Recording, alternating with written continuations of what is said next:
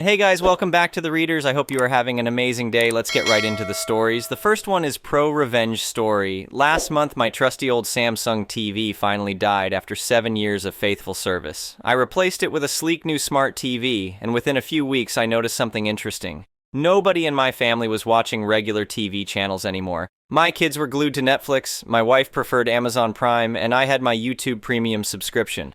The cable TV subscription seemed like an unnecessary expense. The tricky part was that my TV service was bundled with my phone and internet package through TechWave Communications.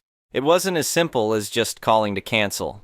I had a premium bundle plan with a dedicated customer care team. I spent several frustrating hours on the phone being transferred from one representative to another.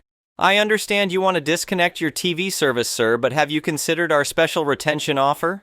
The fifth representative asked. No thanks, I just want to disconnect, I replied firmly. The only solution, the representative finally admitted, is to convert your TV connection to prepaid and then let it expire. For the next few weeks, I received daily text messages. Your TechWave TV subscription is expiring soon. Recharge now to continue enjoying premium entertainment. Eventually, I got a message about returning the set-top box. I promptly replied, and within days, a technician collected it. I thought that was the end of it. Then the calls started. Good morning, sir. This is Ann from TechWave Entertainment Services. Your TV subscription needs immediate recharge. These calls were different from my previous interactions with the dedicated service team. After some research online, I discovered that TechWave had outsourced their recharge reminders to third-party call centers. These centers were working from outdated printed lists of subscribers who hadn't recharged, and my mid-month disconnection wasn't reflected in their beginning-of-month database. I tried explaining the situation to every caller, but it was like talking to a wall.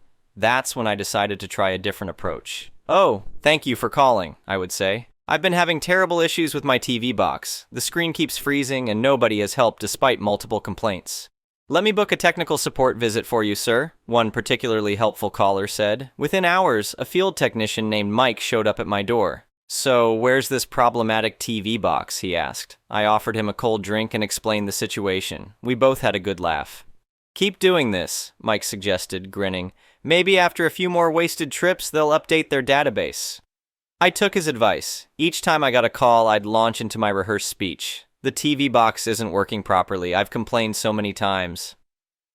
After the 8th technical support visit, I finally got a call from a supervisor. Sir, he said, clearly irritated, why do you keep requesting technical support when you don't even have an active connection? I calmly emailed him recordings of all the recharge calls I'd received. He wasn't pleased, but the frequent calls finally stopped. These days, I still get an occasional call every few weeks. I stick to my script, and if they try to schedule technical support, they quickly discover a note on their system. Customer disconnected, do not contact for recharge. The next one is an entitled People Story. I still get a rush of satisfaction whenever I drive past my old neighborhood. The memory of what happened there isn't something I'll ever forget, and honestly, I don't want to. Some people might say I should let it go, but when you've been wronged the way I was, getting even feels pretty damn good. This all started about 15 years ago when I bought my first house. It wasn't anything fancy. A modest 3-bedroom in a decent neighborhood with good schools nearby. The selling point for me was the backyard. It wasn't huge, but it had these gorgeous rose bushes that the previous owner had tended for decades. There must have been 20 different varieties, all perfectly maintained. I'm not much of a gardener, but those roses spoke to me. Maybe it was because my grandmother had loved roses, or maybe it was just their beauty, but I promised myself I'd take care of them just as well as the previous owner had. What I didn't realize when I bought the place was that the neighborhood had an HOA. The real estate agent mentioned it briefly, but downplayed it completely. Oh, they just make sure nobody paints their house neon green or lets their lawn grow into a jungle, she said with a laugh. The monthly fees were reasonable, so I didn't think twice about it.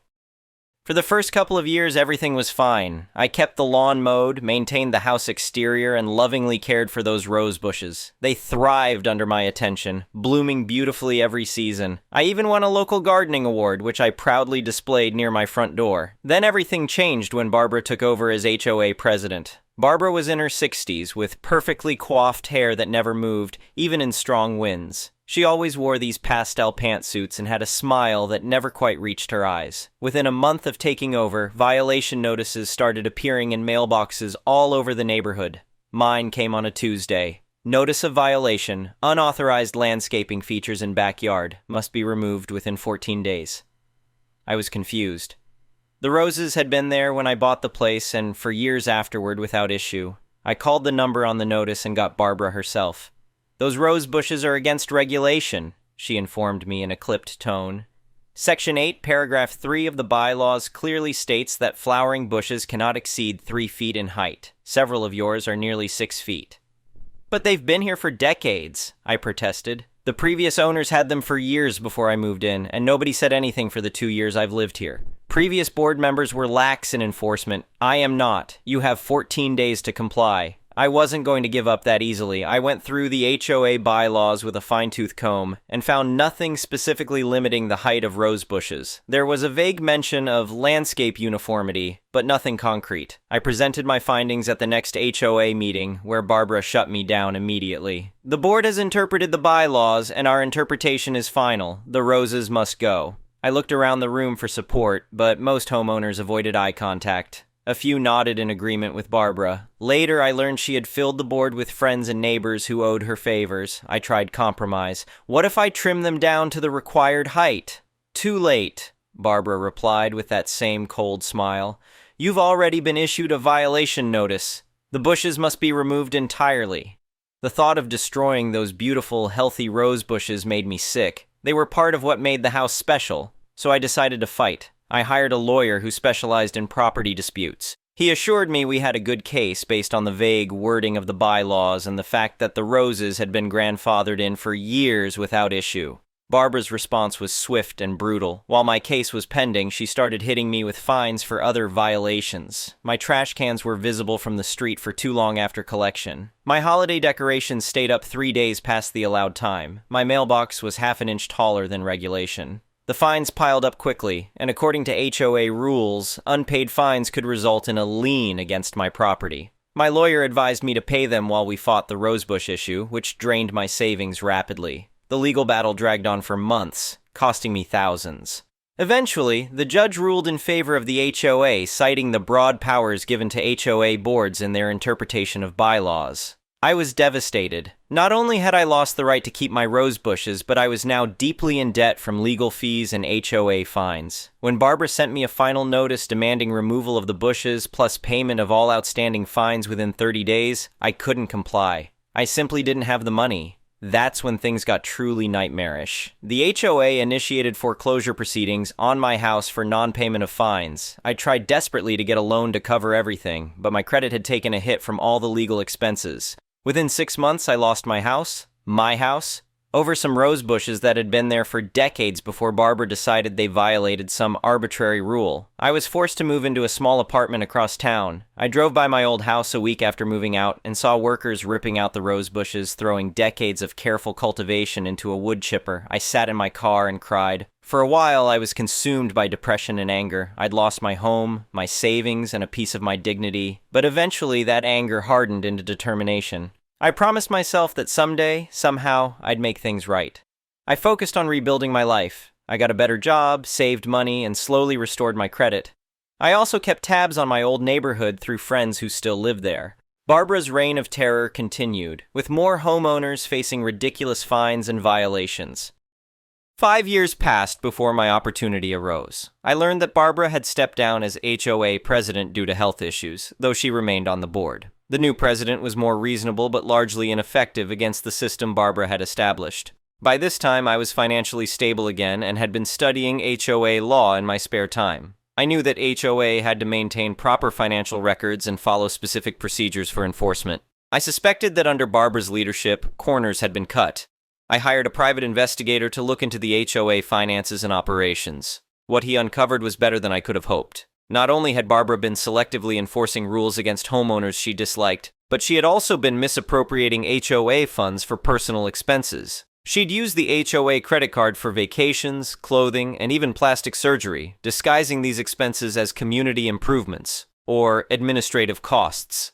The investigator also discovered that several foreclosures, including mine, had been procedurally improper. The HOA had failed to provide proper notice or follow state-mandated steps before initiating foreclosure. Armed with this information, I contacted other homeowners who had lost their homes or faced excessive fines. Together, we filed a class action lawsuit against the HOA and Barbara personally. The legal battle was lengthy, but this time I had both the law and evidence on my side. When Barbara realized the extent of the evidence against her, she tried to settle quickly and quietly. But I wasn't interested in a quick settlement. I wanted my day in court. The trial lasted 2 weeks.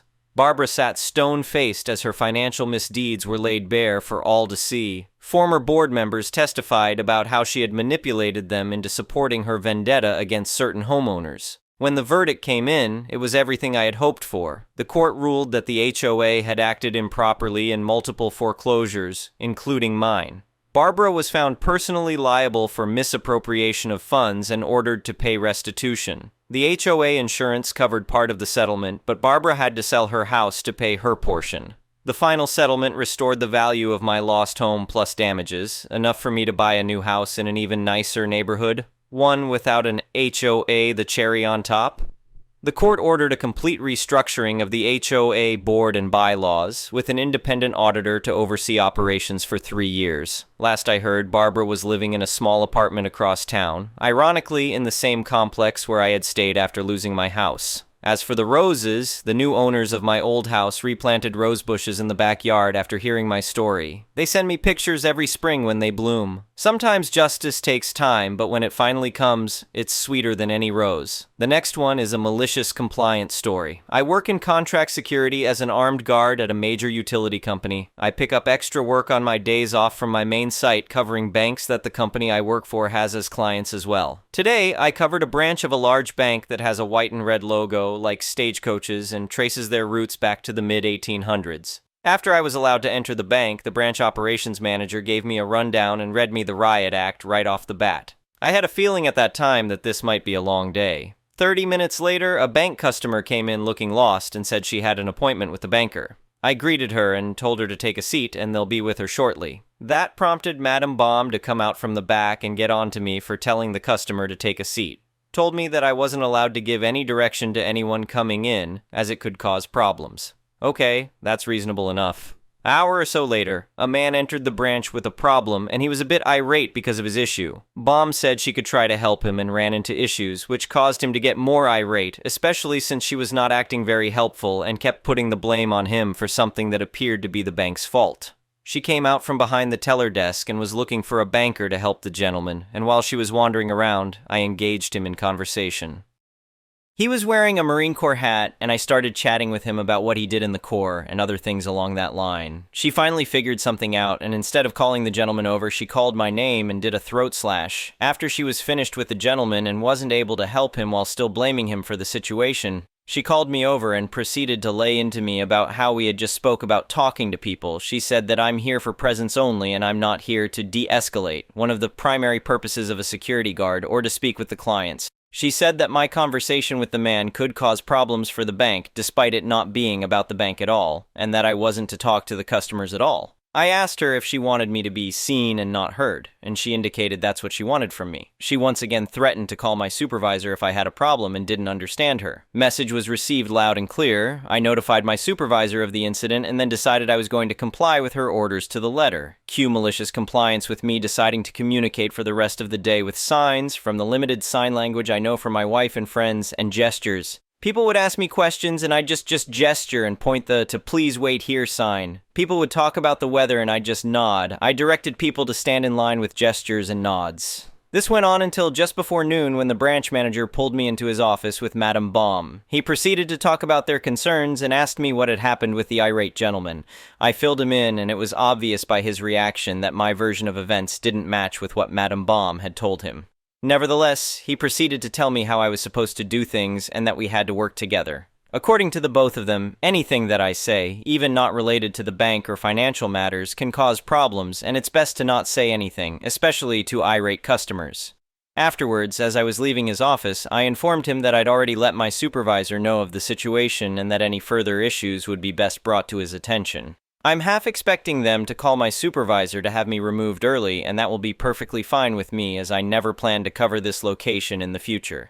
I am eating lunch now, but I plan on continuing my malicious compliance after my break ends. I'll be present and do my rounds as I'm supposed to do, but nothing says that I have to greet people or discuss anything with anyone. End of day update. When speaking to my ops manager at the end of the day, he informed me that they requested that I not return to the branch because of how I responded to their request to not speak to the customers. Told him that was fine, as I was going to request to not go back to that branch anyways, and asked if I was getting wrote up. He said that I was in the clear, as it was obvious that I was following the client's instructions to the letter.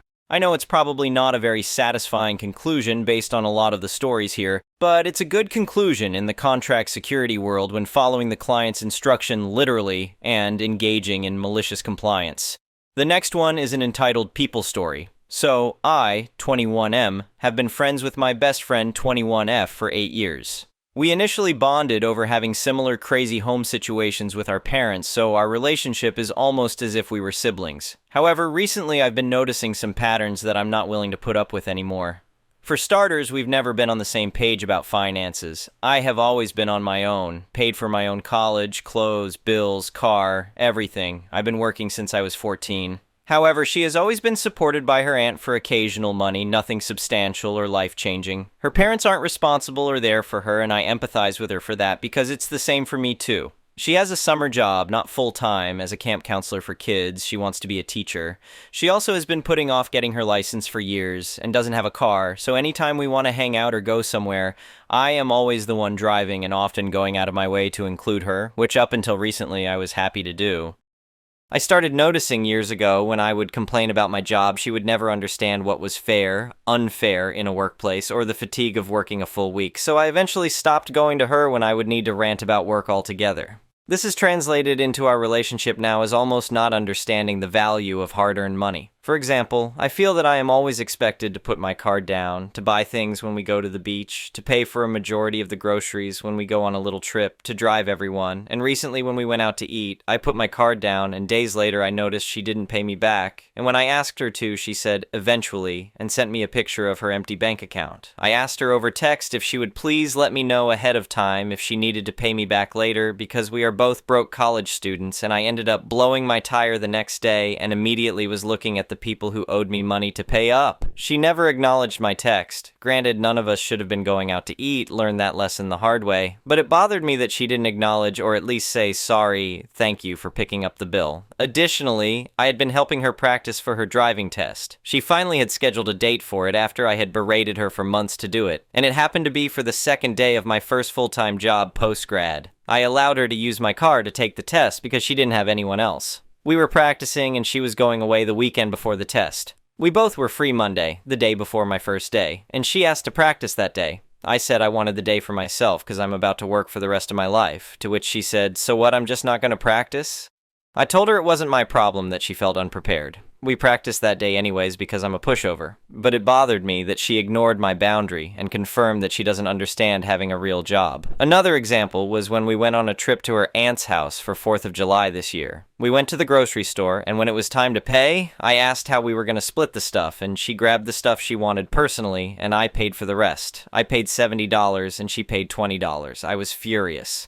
The next morning, we went out to grab donuts early in the morning, and I paid for the whole group's donuts. $50, there was 8 of us, and she didn't even offer to chip in. Long story short, moments like these have become more common. Recently, she was sick, so I made her a homemade soup with chicken broth that I made, I like to cook, and delivered it to her house. She said thank you, but the next day she texted me that she wished it had more broth. Like, what? I've always been transparent with her when I'm struggling with money, and I know she doesn't have any either, but I'm beginning to get less willing to go out of my way when I don't get acknowledged or thanked often, and I also feel that she's a big girl and can take charge of these things in her life and become less reliant on me. She has a harder life than most, I will give her that, but so do I. There are times when she will give me gas money or pay for the whole group's dinner, but this is very, very few and far between, and I feel that the friendship is still quite unbalanced. How do I set boundaries without ending the friendship? Is she being entitled? Is this intentional? There are good moments in our friendship, although all of this seems terrible. She has been there for me in other ways and understood me when no one has. What do I do? Anyway, thank you for watching.